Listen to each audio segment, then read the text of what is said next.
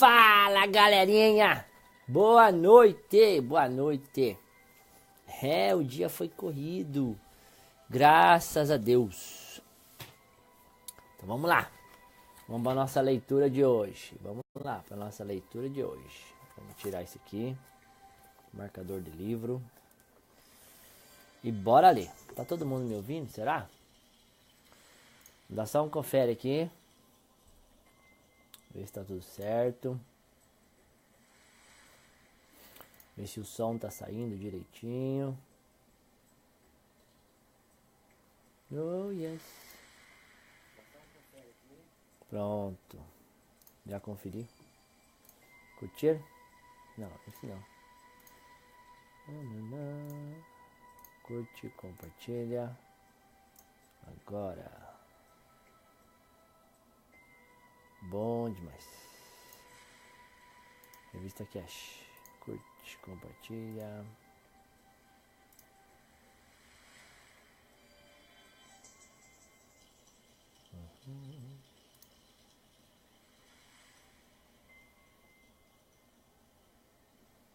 Ótimo. Prontinho. Esse somzinho que eu deixo aqui é só para relaxar, hein? Só para dar uma relaxada. Tá? Então é isso aí, galera. Pronto para mais uma leitura de hoje. Uma leitura antes de dormir. É ótimo alimentar a nossa cabeça. Ler é alimentar a mente. Então vamos ler, vamos aprender. E cada vez que eu abro um livro, eu sei que... Ó, minha mãe me ligando. Pera aí, mãe, daqui a pouco eu falo com você, mãe. Deixa eu falar pra ela que eu tô ao vivo. Eu não comecei a ler ainda, né? Então eu posso atender. Vocês me perdoam, né? É mãe? Mãe, todo mundo tem que perdoar. Fala, mãe. Vou ler pra senhora. Então pega o vídeo número 7. Eu tô ao vivo agora, olha lá. A senhora tá saindo lá no Facebook, inclusive. A senhora tá saindo ao vivo no Facebook agora. A senhora tá me ligando, ninguém mandou me ligar na hora da leitura, né? Então, e aí? Tá saindo lá. Faz o quê? Entra lá no Facebook e assiste ao vivo agora. Vai lá, vai lá. Tchau, beijo, te amo. Tchau, beijo, te amo. Ai.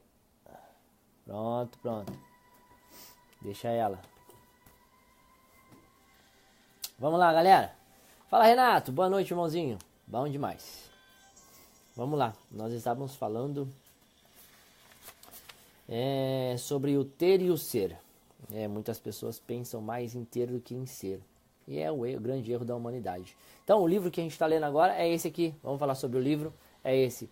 Os 7 hábitos das pessoas altamente eficazes. Tá bom? Se você quiser ser uma pessoa melhor, não só falando de como profissional, mas também como um ser humano, um pai melhor, um marido melhor, um filho melhor. Esse aqui é o livro para você seguir os conselhos desse cara aqui, muito interessante. O cara que escreveu chama Stephen R. Covey, um cara muito inteligente. Vamos lá. A outra ponta da vara. É assim que começa. Antes de passarmos a focalizar o círculo de influência em nossa vida, precisamos levar em conta 2 coisas em nosso círculo de preocupação que merecem ampla reflexão: consequências e enganos.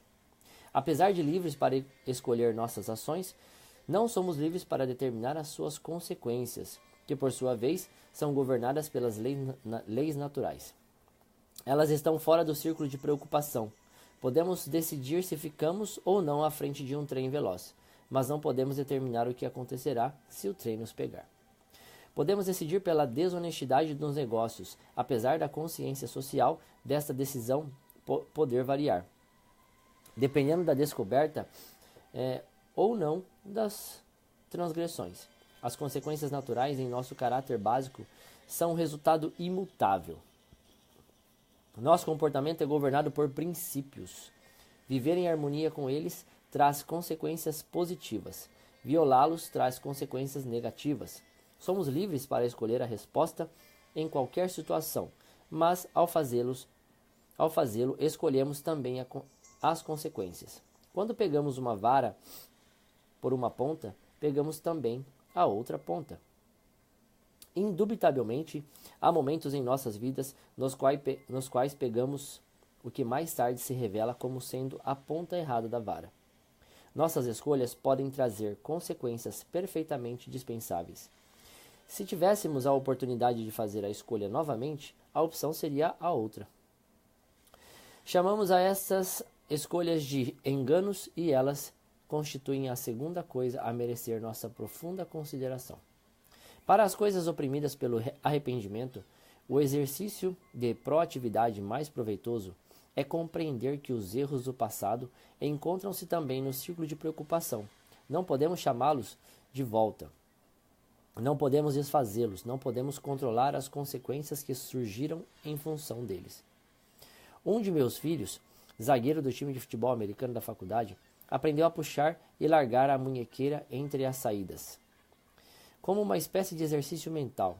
Sempre que alguém comete uma falha na defesa, assim o erro anterior não influencia a execução e a garra necessária para a jogada seguinte. A atitude proativa em relação ao erro consiste em reconhecê-lo instantaneamente, corrigi-lo e aprender com ele. Isso transforma literalmente o fracasso em sucesso. O sucesso é o outro lado do fracasso, declarou o fundador da IBM, T.J. Watson. Deixar de reconhecer o engano, de corrigi-lo e de aprender a lição nele contida, entretanto, é um erro de outro tipo. Essa atitude geralmente leva a pessoa ao caminho da autocomplacência, das desculpas, que frequentemente inclui a racionalização, mentiras racionais, entre parênteses, para si e para outros. Este segundo erro, esta fuga, reforça o primeiro, dá a ele importância desproporcional e causa um mal enorme à personalidade. Não é que os outros fazem, ou mesmo nossos próprios erros, que causam a dor maior. Não é o que os outros fazem, ou mesmo nossos próprios erros que causam a dor maior. É a nossa resposta a estas coisas. Correr atrás de cobra venenosa que nos picou só serve para espalhar o veneno por todo o nosso sistema circulatório. Muito mais eficaz é tomar imediatamente medidas para eliminar o veneno do organismo. Nossa reação a qualquer erro afeta a qualidade dos momentos seguintes. É importante admitir e corrigir imediatamente nossos erros, de forma que eles não ganhem força para influenciar os momentos posteriores e possamos retomar o controle. Interessante. Assumindo e mantendo os compromissos. Bom, bem no centro do nosso círculo de influência encontra-se nossa capacidade de fazer e manter compromissos e promessas. Sim, é verdade. Os compromissos que assumimos conosco e com os outros e a manutenção desses compromissos são a essência e a manifestação mais clara da proatividade. Essa também é a essência de nosso amadurecimento por meio de dons humanos, como a autoconsciência e a consciência. Adquirimos a percepção das áreas deficientes, das áreas promissoras, das áreas em que o talento pode ser aprimorado, das áreas em que precisam ser mudadas ou eliminadas em nossas vidas. Depois, conforme utilizamos nossa imaginação e nossa vontade independente para agir, a partir da consciência fazemos promessas, estabelecemos metas e permanecemos fiéis a elas, construindo um caráter firme, que torna possível todas as coisas positivas em nossas vidas. A esta altura, estamos descobrindo dois modos para assumir imediatamente o controle de nossas vidas. Podemos fazer uma promessa e mantê-la, ou então estabelecer uma meta e trabalhar para atingi-la. À medida que assumimos e mantemos nossos compromissos, mesmo os pequenos, começamos a definir uma integridade em nosso íntimo que nos dá a consciência de autocontrole, bem como a coragem e a força para aceitar uma dose maior de responsabilidade por nossa própria vida. Ao fazermos e cumprirmos as promessas que para nós mesmos e para os outros, pouco a pouco a honra torna-se mais forte do que o estado de espírito. O poder de fazer e manter compromissos internos forma o alicerce para o desenvolvimento de hábitos básicos de eficácia, conhecimento, habilidade e desejo. Encontram-se totalmente sob controle. Podemos agir sobre qualquer um deles, para aumentar o equilíbrio entre os três. Conforme a área de interseção se amplia. Interiorizamos profundamente os princípios nos quais estes hábitos se baseiam. e geramos a firmeza de caráter necessária para nos conduzir uma eficácia cada vez maior em nossas vidas. Proatividade. O teste do 30º dia. Não precisamos passar pela experiência de Frankl no campo de extermínio para adquirir a capacidade de identificar e desenvolver nossa própria proatividade. Podemos desenvolver nos eventos cotidianos mais singelos a capacidade proativa para lidar com as pressões extraordinárias da vida. A questão é como lidamos com as promessas e compromissos assumidos, com o engarrafamento do trânsito, com um freguês furioso ou com uma criança desobediente. A questão está em como vemos os problemas e onde concentramos nossa energia. É a linguagem que usamos. Eu o desafio a testar o princípio da proatividade durante 30 dias. Tente simplesmente e veja o que acontece. Durante 30 dias, trabalhe somente com o seu círculo de influência. Assuma pequenos compromissos e seja fiel a eles. Seja um guia, não um juiz. Seja um modelo, não um crítico. Seja parte da solução, não parte do problema. Bom, o que é círculo de influência, gente? No vídeo anterior a gente leu sobre o círculo de influência. Então, se quiser saber, vai no vídeo anterior. Tente isso em seu casamento, em sua família, em seu trabalho. Não insista nas fraquezas dos outros. Não desculpe as suas. Quando cometer um erro, admita isso, corrija o engano e aprenda com ele imediatamente. Não se refugie em um estado de princípio acusador. Não ponha a culpa nos outros. Trabalhe com o que você puder controlar. Trate de você mesmo. Pense em ser. Observe as fraquezas alheias com compaixão, não com acusações. O que eles não estão fazendo ou o que deveriam estar fazendo não importa tanto. O que importa é a resposta que você escolheu para uma determinada situação e o que você deveria estar fazendo. Se começar a pensar que o problema está lá fora, pare. Esta maneira de pensar é o problema. As pessoas que exercitam sua liberdade embrionária dia após dia conseguem pouco a pouco expandir esta liberdade. As pessoas que não fazem descobrem que ela definha e que elas se perdem na vida. Agem conforme as receitas dos pais, amigos e da sociedade. Somos responsáveis por nossa própria eficácia, por nossa felicidade e, em última análise, arrisco dizer, pela maioria das circunstâncias que nos rodeiam.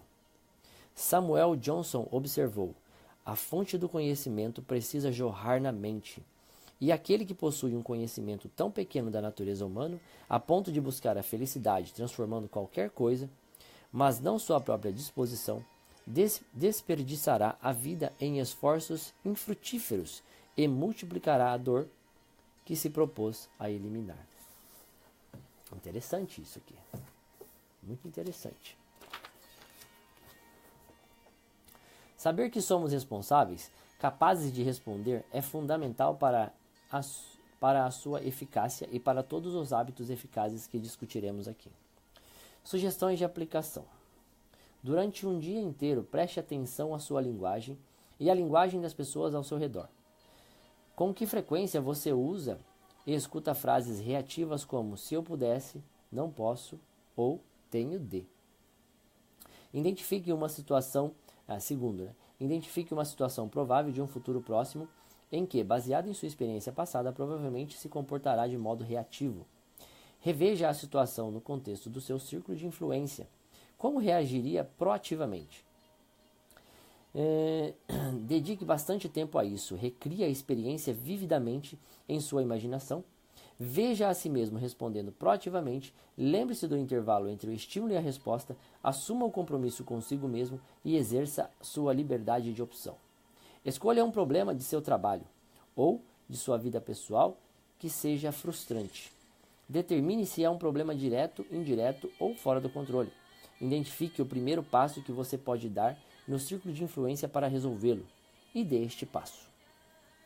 O quarto passo: tente o teste de proatividade de 30 dias. Tome consciência da mudança no seu círculo de influência. Volto a repetir, se vocês quiserem saber o que é um círculo de influência, veja os vídeos anteriores. Vamos lá. Princípios da liderança pessoal. Isso aqui é um outro capítulo. O que existe atrás de nós e o que existe à nossa frente são problemas menores, se comparados com o que existe dentro de nós. Oliver W. Holmes. Eu já tinha visto essa frase, muito bacana. Para ler as próprias páginas, por favor, providencie um lugar onde possa ficar sozinho. Para ler as próximas páginas, por favor, providencie um lugar onde possa ficar sozinho e evite ser interrompido. Tire tudo da cabeça, a não ser que estiver lendo,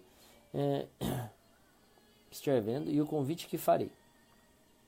A não ser o que estiver lendo, a não ser se o que estiver lendo e o convite que farei. Não entendi o que ele quis dizer com isso, mas tá bom. Não se preocupe com seus compromissos, negócios, família ou amigos. Apenas abra sua mente e acompanhe de perto. Construa uma imagem mental de uma pessoa comparecendo ao enterro de um ente querido. Com os olhos da mente, observe enquanto guia até o local do velório. Estaciona o carro e sai. Quando entra no prédio, percebe as flores, a música suave do órgão. Você repara nos rostos dos amigos e da família à medida que entra. Sente que todos compartilham a dor da perda e a alegria de terem conhecido aquela pessoa. Tudo isso é irradiado pelo coração dos presentes. Quando você caminha pelo local e olha dentro do caixão, de repente dá de cara com você mesmo. Este é o seu velório. Daqui a 3 anos, todas aquelas pessoas vieram homenageá-lo, demonstrar o amor e o carinho que sentem por você. Uau! Ao sentar-se e aguardar o início do serviço fúnebre, olha para o programa em suas mãos. Haverá 4 oradores. O primeiro é alguém da sua família, imediata e ampliada. Filhos, irmãos, irmãs, sobrinhos, sobrinhas, tios, tias, primos e avós que vieram de diversos pontos do país para o seu enterro. O segundo orador é um dos seus amigos, alguém que pode dar uma ideia de quem você era como pessoa. O terceiro orador é do seu meio profissional ou do local de trabalho. E o quarto orador pertence à sua igreja ou organização comunitária a qual pertença. Agora pense profundamente. O que dirão esses oradores sobre sua vida? Qual é o tipo de marido, esposa, pai ou mãe que gostaria que fosse descrito? Que tipo de filho, filha ou primo? Que tipo de amigo e de colega de serviço? Que tipo de caráter gostaria que eles tivessem descrito? Quais as contribuições e conquistas que você gostaria de ver recordadas? Olhe cuidadosamente para as pessoas à sua volta. Que papel você gostaria de ter desempenhado na vida delas? Antes de continuar a ler, dedique alguns minutos para anotar suas conclusões. Isso aumentará sobremaneira sua compreensão pessoal do hábito 2. O que significa? Comece com o objeto em mente.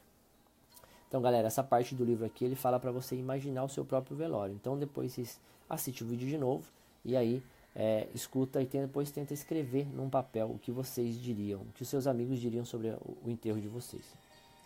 Sobre vocês no enterro de vocês. O que significa comece com o objetivo em mente? Deixa eu molhar o bico.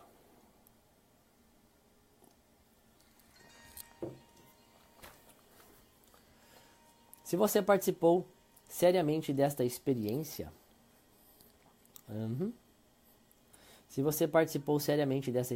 de visualização, tocou por um momento em seus valores mais profundos e fundamentais.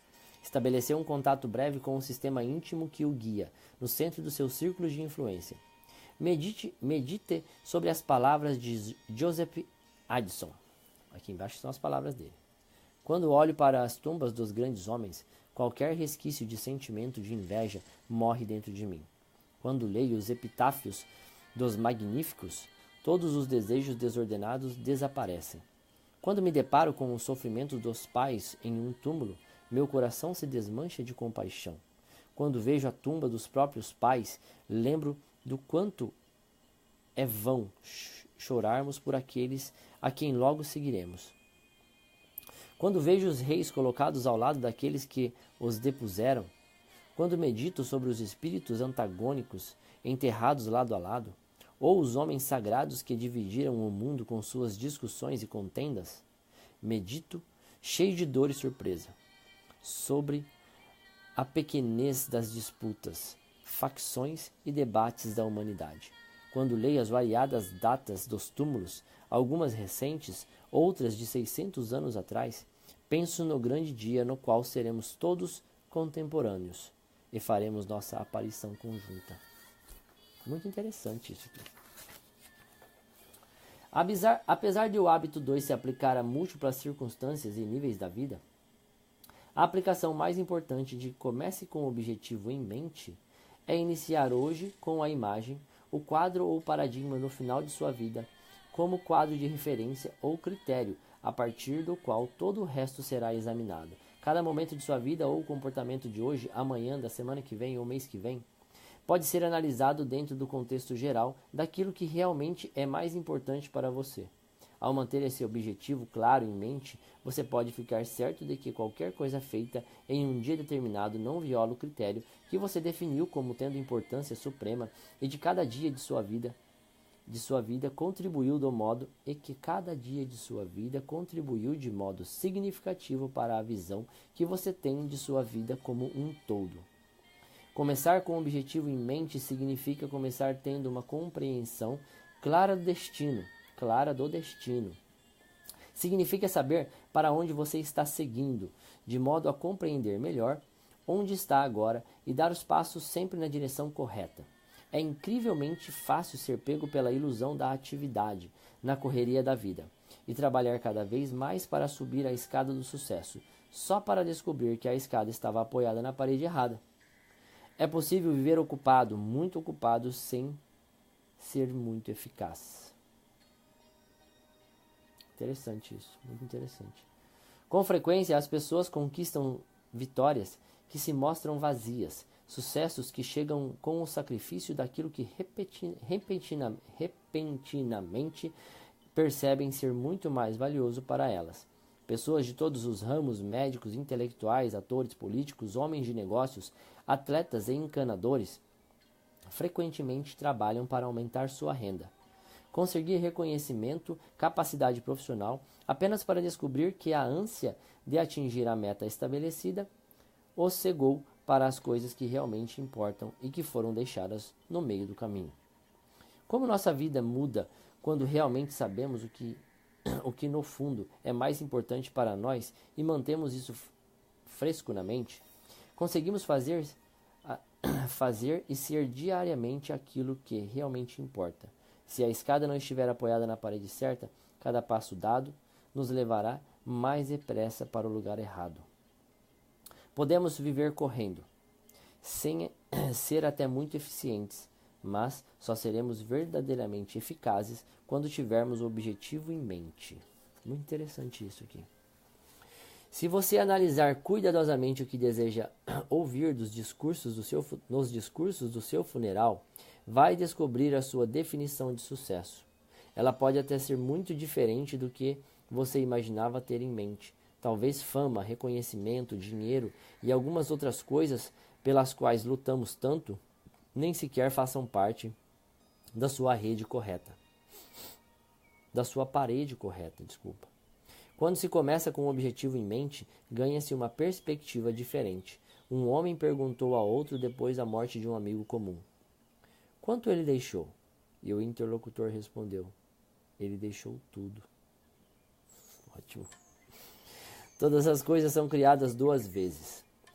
Comece com o objetivo em mente. Se baseie no princípio de que todas as coisas são criadas duas vezes. Há uma criação mental ou inicial e uma criação física, ou segunda criação em todas as coisas. Pegue, por exemplo, a construção de uma casa. Você a cria, detalhe por detalhe, antes mesmo de martelar o primeiro prego. Tente ter uma noção bem clara do tipo de residência que deseja. Se deseja uma casa voltada para a família, decide colocar uma sala íntima no lugar natural de uma sala de visitas e prevê um pátio externo para as crianças brincarem e portas corrediças. Trabalhe com ideias, trabalhe com a mente. até ter uma imagem clara do que deseja construir. Se você transforma isso em uma planta e começa a planejar a construção, tudo isso se faz antes de tocar o solo. Caso contrário, na segunda criação, a criação física, você precisará gastar uma fortuna para fazer modificações, o que dobrará o preço da casa. A regra do carpinteiro é: meça 2 vezes e corte uma. Você precisa ter certeza de que a planta, a primeira criação, é realmente o que deseja e que pensou em todos os detalhes. Depois, transforma aquilo em algo feito de tijolo e cimento. Diariamente você comparece ao local da dobra e abre a planta para dar as instruções para aquele dia. Você começa com um objetivo em mente. Vamos pensar em um outro exemplo, do mundo dos negócios. Se você pretende ter uma empresa bem-sucedida, defina claramente o que está tentando conseguir. Reflita cuidadosamente sobre o produto ou serviço que quer oferecer, em termos de mercado-alvo, e depois organize os elementos: finanças, pesquisa, desenvolvimento, operações, marketing pessoal, instalações físicas e assim por diante, para atingir o objetivo. Sua capacidade de começar com o objetivo em mente, com frequência determina se você é capaz ou não de criar uma empresa bem-sucedida. Muitos fracassos empresariais começam na primeira criação, com problemas como falta de capital suficiente, falta de compreensão do mercado ou de um planejamento adequado. O mesmo vale para a educação dos filhos. Se deseja criar filhos responsáveis e disciplinados, precisa ter esse objetivo claro em mente ao se relacionar diariamente com eles. Você não pode adotar comportamentos em relação a eles que diminuam neles o amor próprio ou a autodisciplina. Em graus variados, as pessoas usam estes princípios em diversos setores da vida. Antes de viajar, você determina o destino e a melhor rota. Antes de plantar um jardim, faz um plano mental, ou o coloca no papel. As pessoas escrevem seus discursos, estudam a topografia do quintal antes de aterrar uma parte, desenham as roupas que desejam antes de cortar a costura. À medida que compreendemos o princípio das 2 criações e aceitamos a responsabilidade por ambas, agimos na parte interna e aumentamos os limites do nosso círculo de influência. Se não operarmos em harmonia com este princípio, nem assumirmos o controle da primeira criação, diminuiremos tais limites. Por planejamento ou omissão. Por princípio, todas as coisas são criadas 2 vezes, mas nem todas as primeiras criações acontecem por vontade consciente. Em nossas vidas pessoais, se não aprimorarmos a autoconsciência e se não tornarmos responsáveis pelas primeiras criações, transferiremos a outras pessoas, fora do nosso círculo de influência. O poder e as condições para determinar grande parte de nossas vidas por pura omissão. Vivemos de modo reativo os papéis designados para nós pela família, companheiros de trabalho, agendas alheias e pressões de circunstâncias. Estes papéis se originam em nossa infância, nosso treinamento e nosso condicionamento. Estes papéis vêm de pessoas, não de princípios. Eles se apoiam em nossas maiores fraquezas, em nossa profunda tendência para depender dos outros, em nossa necessidade de aceitação, amor, de sentir que somos importantes, queridos e valorizados. Que tenhamos noção disso ou não, quer controlamos isso ou não, existe uma primeira criação em todos os setores de nossas vidas. Somos a segunda criação de nosso planejamento proativo, ou então a segunda criação das receitas dos outros, ou das circunstâncias, ou dos hábitos passados. Os dons exclusivamente humanos, como a autoconsciência, a imaginação e a consciência, nos permitem observar as primeiras criações e nos possibilitam assumir o controle de nossa própria criação mental, escrevendo nosso próprio papel. Em outras palavras, o hábito 1 diz: você é o criador. O hábito 2 é a primeira criação. Entendi. Liderança e gerenciamento. As 2 criações. O hábito 2 se baseia em princípios de liderança pessoal, o que significa que a liderança é a primeira criação. A liderança não é o gerenciamento é a segunda criação. E será discutido no capítulo sobre Hábito 3. A liderança precisa vir primeiro. O gerenciamento é uma visão dos métodos. Qual a melhor maneira de conseguir determinadas coisas? A liderança lida com objetivos. Quais são as coisas que desejo conseguir? Nas palavras de Peter Drucker e Warren Bennis, gerenciar é fazer as coisas do jeito certo. Liderar é fazer as coisas certas. O gerenciamento é o grau de eficácia necessário para subir mais rápido a escada do sucesso. A liderança determina se a escada está apoiada na parede correta ou não. Dá para perceber rapidamente a importante diferença entre os dois conceitos. Se imaginarmos um grupo de produtores abrindo caminho na floresta com machados. Eles são produtores, solucionadores de problemas. Limpam o terreno para depois cultivá-lo e avançam resolutos. Os gerenciadores seguem atrás deles, afiando os machados, redigindo manuais de procedimentos e métodos, elaborando programas para desenvolvimento muscular, introduzindo tecnologias mais eficientes, organizando os turnos e os descansos dos manejadores de machados. O líder é aquele que sobe na árvore mais alta, estuda a situação e em seu conjunto grita. Estamos na mata errada. E como reagem os produtores e os gerenciadores? Com frequência, dizem, cala a boca. Estamos conseguindo avançar. Na condição de indivíduos, grupos e profissionais, frequentemente estão tão ocupados com o corte das árvores que sequer percebem que estão na mata errada. E o ambiente em que vivemos se altera rapidamente, o que torna a liderança hoje mais crítica do que nunca, em todos os aspectos da vida independente e interdependente. Precisamos cada vez mais de uma visão ou um destino, e de uma bússola, um conjunto de princípios ou regras, e menos de um mapa de estrada. Com frequência, não conhecemos o estado do terreno à frente, ou o que precisamos para atravessá-lo. Muita coisa vai depender do nosso discernimento naquela hora, mas uma bússola interna sempre nos dará a direção certa. A eficácia e muitas vezes a sobrevivência não dependem apenas do quanto esforço se faz, e sim se estamos realizando esse esforço no terreno certo ou não. As metamorfoses que ocorrem hoje em todas as áreas e profissões requerem liderança primeiro, e só então gerenciamento. No mundo dos negócios, o mercado muda tão rapidamente que muitos produtos e serviços bem-sucedidos, na preferência e na necessidade popular, há poucos anos, ficaram atualmente obsoletos. Uma liderança proativa forte precisa motivar constantemente a mudança no meio social, particularmente dos hábitos de compra e impulso dos consumidores, fornecendo a energia necessária para organizar os recursos na direção certa. Mudanças como desregulamentação da indústria aeronáutica, os custos crescentes dos serviços de saúde, a quantidade e a qualidade de carros importados atuam sobre o meio social de diversas formas importantes. Se as indústrias não monitorarem o meio social, incluindo-se aí seu próprio pessoal, e deixarem de exercer uma liderança criativa para seguir o rumo certo, não há gerenciamento eficaz que as impeça de falir. Gerenciamento eficaz sem liderança eficaz é uma definição clássica, ajeitar as cadeiras do convés do Titanic. Nenhum sucesso no gerenciamento consegue compensar o fracasso da liderança. Esta é algo raro, contudo, porque somos frequentemente pegos pela armadilha do paradigma do gerenciamento. Eu vou terminar de ler essa parte aqui porque eu estou achando muito interessante.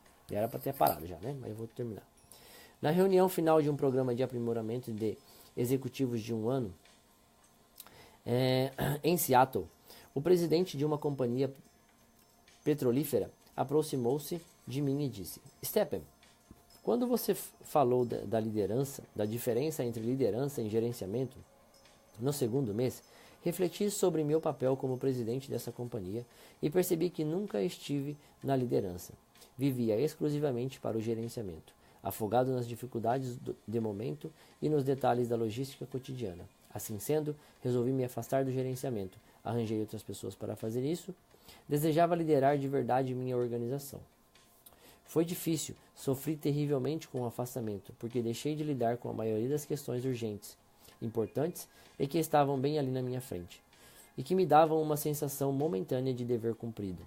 Não consegui me sentir recompensado quando comecei a lidar com as questões de direção, aprimoramento de uma consulta empresarial, análises profundas de problemas e aproveitamento de novas oportunidades. Outros diretores também enfrentaram problemas por terem sido afastados da acomodação e seus estilos de trabalho. Eles sentiram falta do acesso fácil que eu permitira até então. Eles queriam que eu continuasse disponível para eles, a responder a tudo, a resolver seus problemas cotidianos. Mas eu persisti. Estava absolutamente convencido de que precisava exercer a liderança. Foi o que fiz. Hoje em dia, a companhia inteira mudou. Estamos muito mais sintonizados com o meio social. Dobramos nosso faturamento e quadruplicamos os lucros. Estou exercendo a liderança. Estou convencido de que os pais caem na armadilha do gerenciamento com muita frequência, pensando no controle, eficiência e regras, em vez de apontar caminhos, mostrar motivos e sentimentos familiares. A liderança faz mais falta ainda em nossas vidas pessoais. Estamos nos dedicando a gerenciar com eficácia, a estabelecer e atingir metas antes de ter esclarecido quais são nossos valores. É isso aí, galera. Então, na próxima vez, amanhã, tá aí ouvindo? Na próxima vez a gente volta aqui na página 126. A gente leu bastante hoje também. E a gente vai falar na próxima página sobre reescrevendo os papéis. Torne-se o seu próprio criador mental. Beleza? Então é isso, eu vou ficando por aqui. O livro que eu tô lendo é esse livro aqui. Um livro maravilhoso. Os 7 hábitos das pessoas altamente eficazes. E é esse livro aqui, ó, que pode mudar a sua condição mental, a maneira como você reage, a maneira como você vive a vida. O importante é você, no começo do livro ele fala que o importante é você ser proativo e não reativo. Tem muitas pessoas que estão reagindo à vida ao invés de estarem sendo proativos à vida. A vida acontece para elas, elas não fazem a vida acontecer. Então é isso aí, galera. Vou ficando por aqui e amanhã eu volto. Tenho que dormir, amanhã cedo tenho que acordar bem cedinho e levar o meu filhote para disputar um campeonato da hora. Falou? Então, até mais e eu volto amanhã. Amanhã não, amanhã é sábado. Sábado não tem leitura, beleza? Sábado e domingo é meu dia de folga. E aí eu volto na segunda-feira. Falou? Até mais. Tchau, tchau.